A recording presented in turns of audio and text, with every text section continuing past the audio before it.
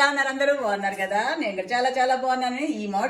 ఈ మామిడికాయ గురించి ఎంతమందికి తెలుసు? యాక్చువల్గా ఇప్పుడు కొంచెం ఇలా చిన్నగా ఉన్నాయి, కానీ మేము విజయవాడలో ఉండేటప్పుడు అయితే అప్పుడు మామూలుగా మిగతా దగ్గర అంతా ఉండేవి కాదు, విజయవాడలో మాత్రమే దొరికాయి అనమాట. అది 95, 96 ఆ టైంలో అనమాట.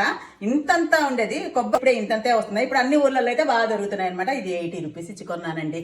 కాకపోతే దీనికి ఏంటంటే ఎంత బాగుంటుంది, నిజంగా కొబ్బరిలాగే ఉంటుందండి.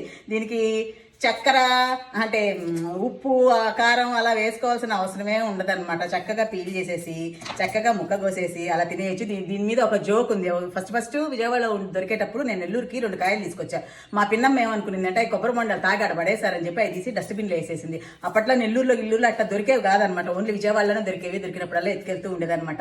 అది పెద్ద జోకు. ఏది మామిడికాయ అని చూస్తే అది డస్ట్బిన్లో వేసాను, కొబ్బరి బొండాలు కదా ఇవి అనిందనమాట. అప్పుడు ఎంత నవ్వుకున్నామో అనమాట. ఇలా కట్ చేసేసి ఇలా తినేయచ్చు అనమాట.